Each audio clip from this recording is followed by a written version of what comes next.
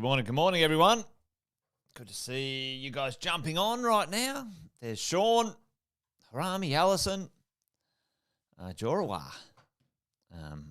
Good morning to you guys and whoever the Facebook user is. Good morning, Stephen. Hey, if you're new, give us a shout out, say new, and let us know where you're dialing in from. Great to have a bunch of you guys on this morning. There's Mark. Good to see all of you guys here. Welcome to another Wealth Coffee Chat, Monday, 18th of October. Hopefully you had a good weekend, crew. For those who don't know me, maybe if you're new, just a quick intro. Jason Witten's my name, and been property investing over 20 years, helping property investors across Australia and New Zealand over 18 build their property portfolios, and along the way, helped people do a few deals and done a couple myself. And we have a few things that we get together each morning, Monday to Friday, most weeks, other than holidays and bits and pieces. And we share a little bit of that wisdom with you guys. We have our mentoring and coaching program, and we have a few people joining us here or there. So there you go. Oh, Allison, awesome. Yes, Haley, what a legend. She's her and her partner, amazing people. Haley ended up coming to work for us at Positive, and she's part of the team now. If you haven't already, grab that one. Allison's talking about a podcast that we are now interviewing our clients and also our own team who are avid property investors, as you would expect. And it's called Property Investor Tales. And Haley, one of the team, young person, only I think 25, 26 now, maybe even 27, maybe 4 properties in 4 years. And yeah, impressive indeed. So yeah, good shout out, Allison. Jeff, good morning to you. And there we go. So today I wanted to talk to you about something that Sam mentioned the other day about the idea of our first million. Our first million of wealth is the hardest million because the compounding wealth after that, it becomes easier. But I thought I would sort of circle around on this one because Sam mentioned it the other day on Wealth, Wine and Wisdom. Unfortunately, Andy had a migraine, team, literally knocked him for 6. So he's feeling better now, but that's why we had Sam as a guest on Wealth, Wine and Wisdom the other day. But, let's have a bit of a look at what we were going to sort of talk about and touch base on today, which is the idea of, creating wealth. We talk about it all the time, over time, the idea that property investing is a marathon, not a sprint. It takes time to create wealth and get wealthy, but what we haven't talked about much is the compounding effect of your patience, the compounding effect of your investment of time into your assets over, 5, 10, 15, 20 years is where the real power comes from your portfolio. And the challenge, unfortunately, over time, I've sat with a lot of people who've started this journey and they give up. They fall prey to, strange things, whatever they may be. And, for all of us in this journey right now, creating wealth, we need to understand some realities of the process and some practicalities of the process. But let's have a quick look at this. Investing, it makes sense. Like we're not splitting the atom here, or maybe we are when we talk about, if you earn some money, we should be putting it towards some wealth in the future. So tell me in the chat right now, team, as a percentage of your earnings, if you are PAYG or whatever it is, as a percentage of the money you earn, how much should we be putting towards our future wealth? Our future wealth, okay? How much should be invested and start compounding into the future towards your future wealth if you want to end up with a reasonable outcome? Now, we've talked about this in property terms, but it's a minimum of $3 million worth of income-producing assets, creating some cash flow into the future. A minimum, all right, as we go. 50%, 35%, 30%, 20%, half of it.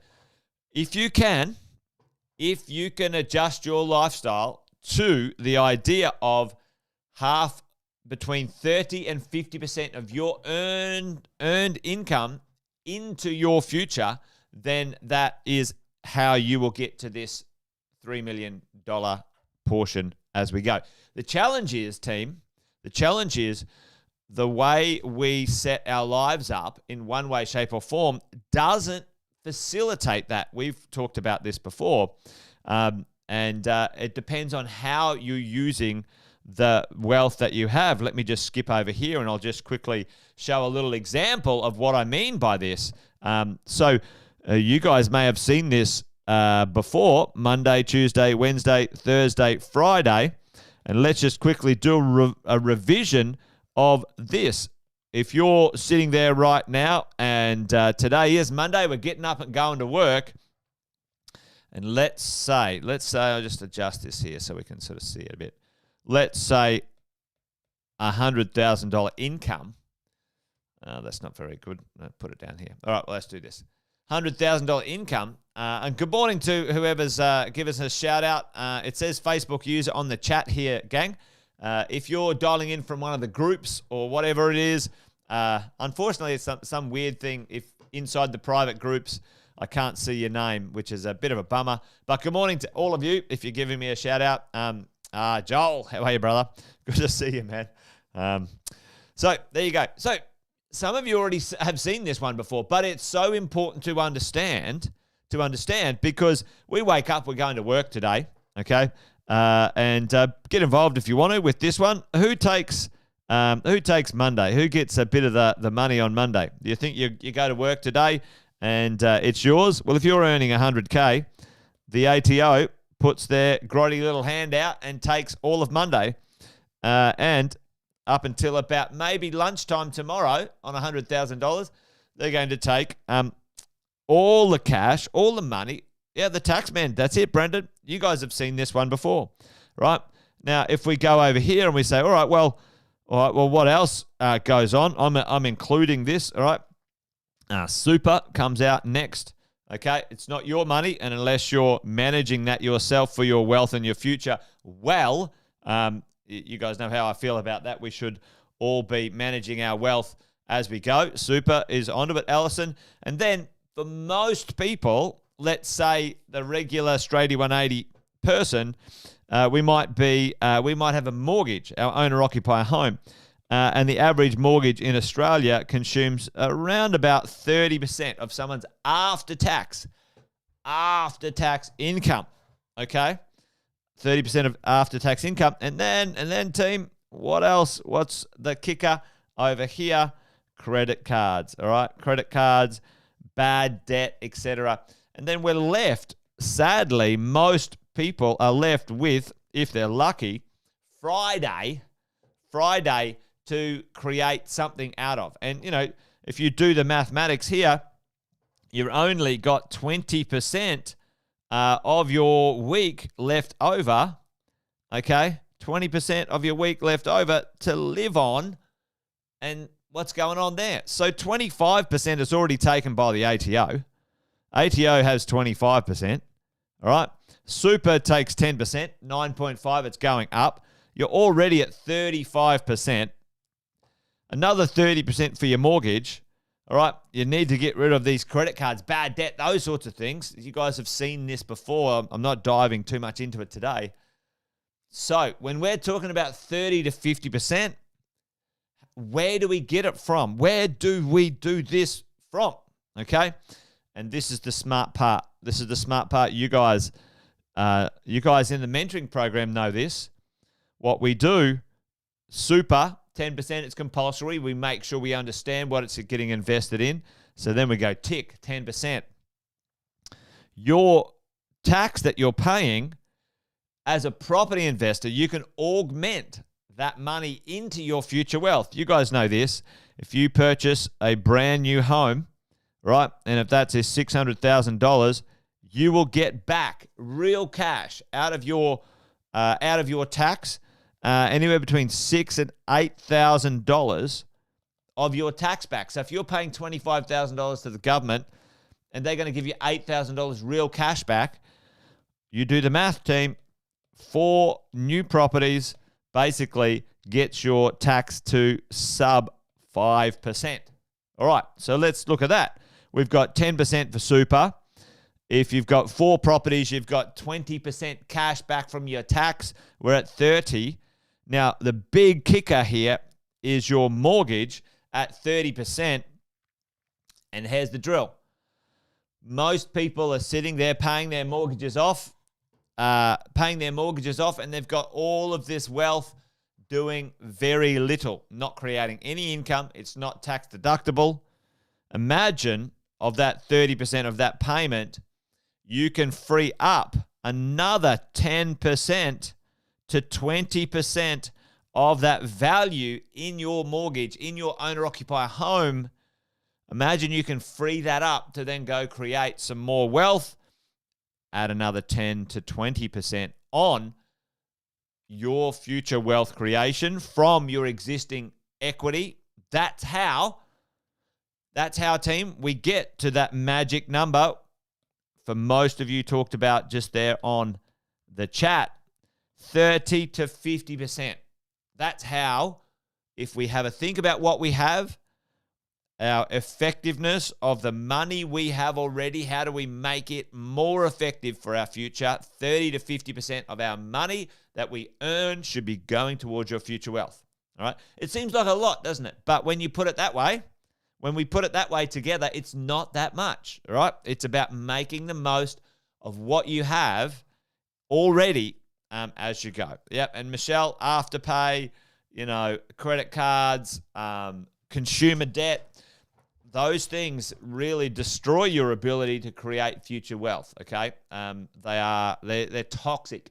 I call them the crack cocaine of your money problems. Okay, you got to get off that gear, okay, as we go. So let's have a look at this concept that Sam brought up the other day about the compounding effect. Yeah, children, they're expensive, aren't they, kids?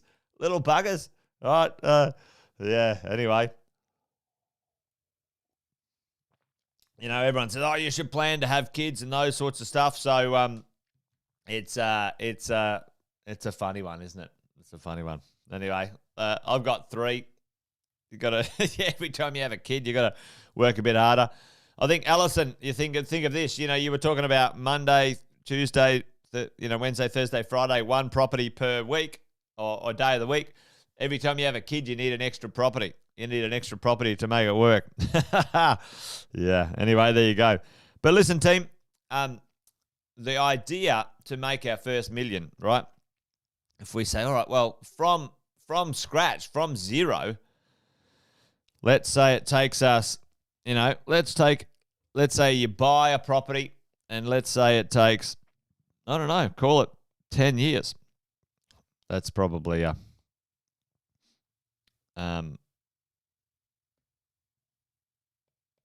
it takes 10 years for your first million to occur or your first value to occur. The challenge for most people, there you go, $1 million, right? 1. Now that to go from 0 to 1 million is, I don't even know the percentages. It must be, gazillion or whatever, 1,000,000% or something. But the increase in your wealth, has to climb, a rather steep hill, right? A rather steep hill. Now, to go from 1 million, let's say, to 2 million. Now, I need to redo my scale here. All right, 1 million. And then if we go from 1 million to 2 million, what does it have to do? It has to double, right? It has to times 2. But to go to 3 million, it only has to go up another 50%. I'm not doing that properly. Let's do this. All right, has to go up 100% to go from 1 million to 2 million. But then to go to 3 million, it's only got to go up 50%, your wealth, right? And let's look at this. If you're to go to 4 million, that's a 4, and that's a pretty skinny one. It's only got to go up 25%, okay? So hopefully you're getting the picture there. What I'm trying to communicate is the process. Once you get that first bit of momentum in your wealth, that's the hardest part, that 100% hardest part between the first and second million, right? Because then between the second and third and the third and the fourth, from a wealth point of view, a value point of view, it's actually far simpler, far easier. Sam was having a chat with a client just the other day. So they've got a $10 million portfolio, and their portfolio made $1 million in the last 9 months.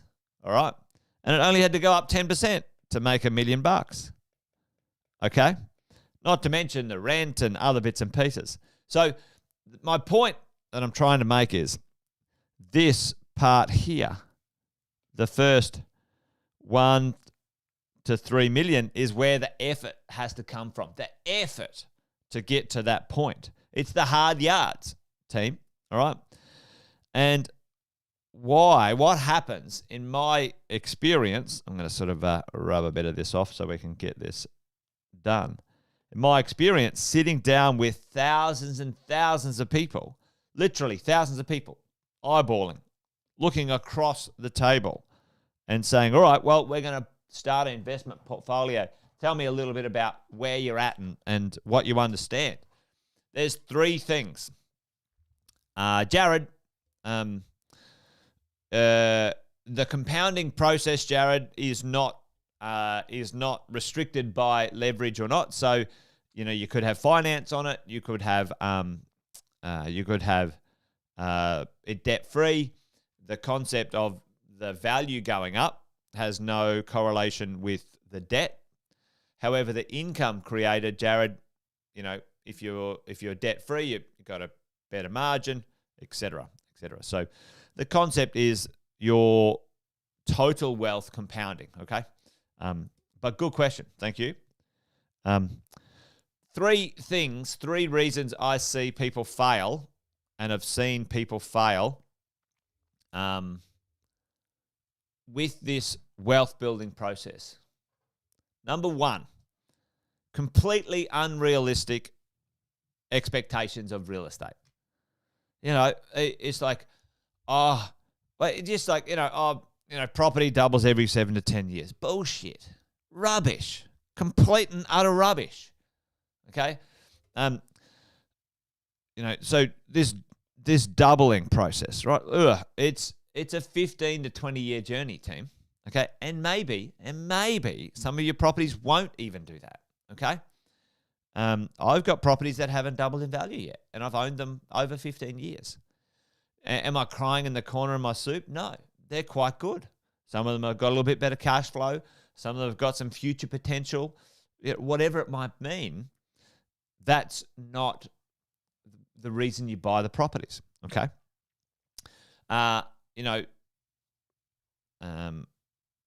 What else is unrealistic?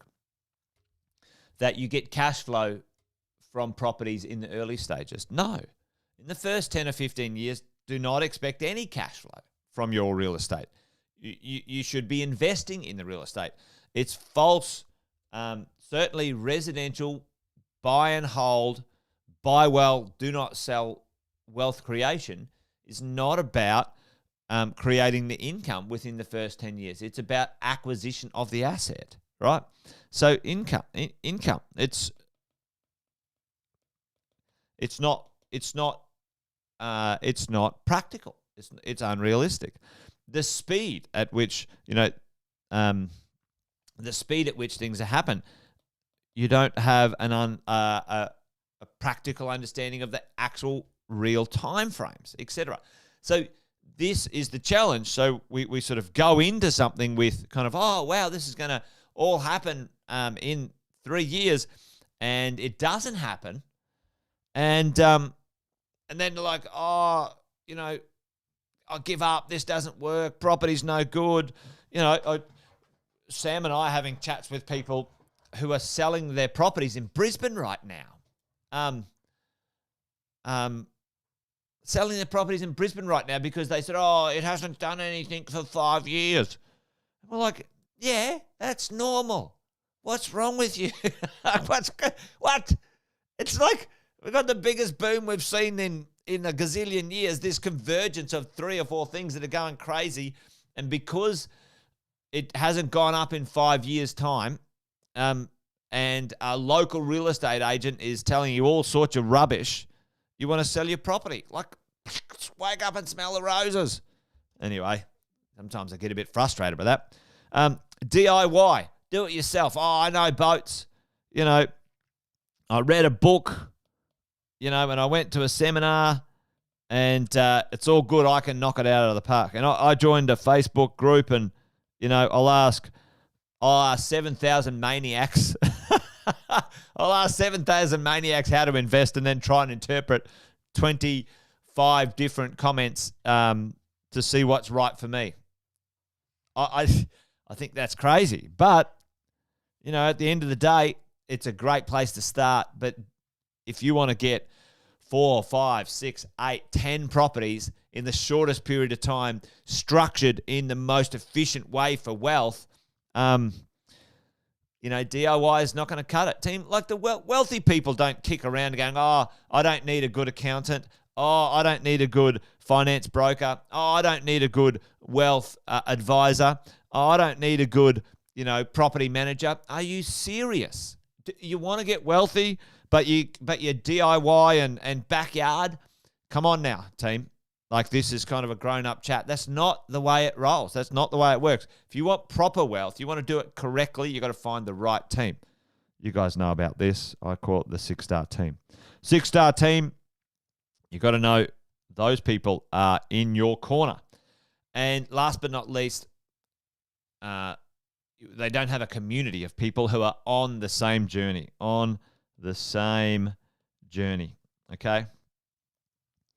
And for most of you guys on the call this morning, you're in the mentoring program, and you've got a number of people who are on the same journey with you, going through similar things, keeping each other supported as we go along. Those are the 3 things that I see people give up with, sadly, because they have unrealistic expectations. They get stuck in this DIY, cheaper mindset, and it's not what the wealthy do.